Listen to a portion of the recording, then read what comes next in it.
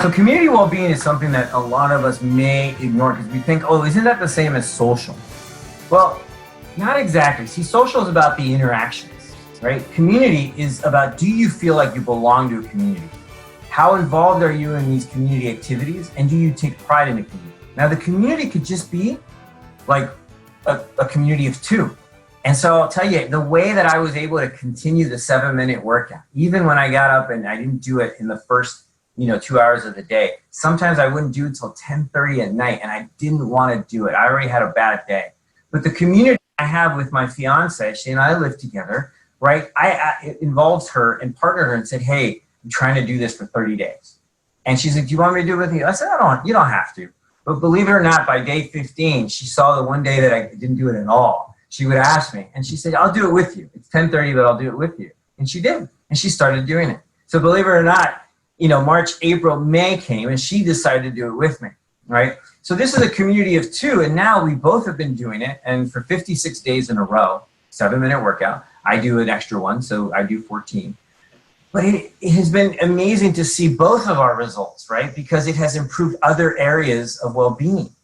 And, community can be the two of us. It could be outside. So we have neighbors who just had a baby. We didn't know our neighbors before COVID, but we knew that they were dealing with stuff. And so we actually went to CVS and bought little baby shower things because we knew they didn't have one. So when they came back 4 days later after the hospital, we had already decorated their door, and they were right across from us, right?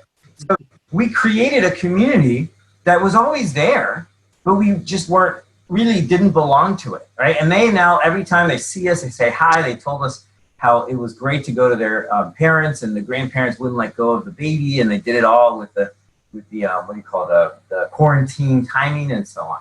So that whereas community well-being is, first of all, do you feel safe where you are? Let's go back to that. Do you feel like you belong, right? And then how involved did you get? I mean, I'll tell you, at first, I didn't know what to do with all the stuff that was happening. When I was unemployed, I had so much time on my hands. So I decided to go to the local food pantry, and they were taking donations, but they were no longer taking volunteers in person. But they did say I could do something on the phone. And on the phone, I was able to actually I'm bilingual. I've studied a couple other languages and such, but I definitely speak Spanish as well as English. And I was able to actually volunteer on the phone doing some Spanish registrations of the Spanish speakers for the food pantry. Now, I did not realize this, but that was actually filling my social well-being because I was speaking in Spanish to random strangers. It was filling my purpose well-being because at the time I didn't have a job, but now I had something to do.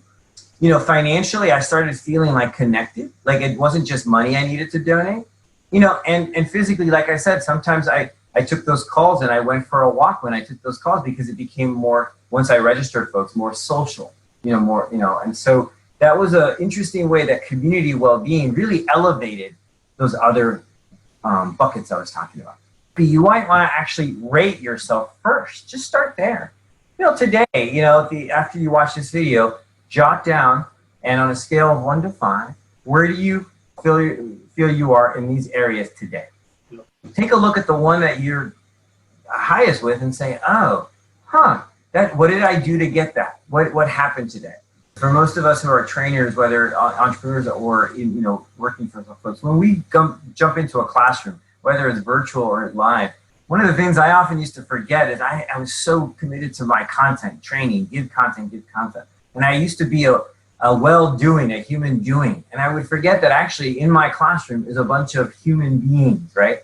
And that's what I love about this well-being concept. It's when I can relate to them, there are people in the room that if I can make them feel safe, and this is the only place, even virtually, feel safe, which is my classroom today, and enjoy and have fun. I don't have to bring these things up, right? But if I'm present to this and my buckets are full, then potentially I might have some extra energy that might overflow and help the classroom have a sense of fullness in terms of their well-being.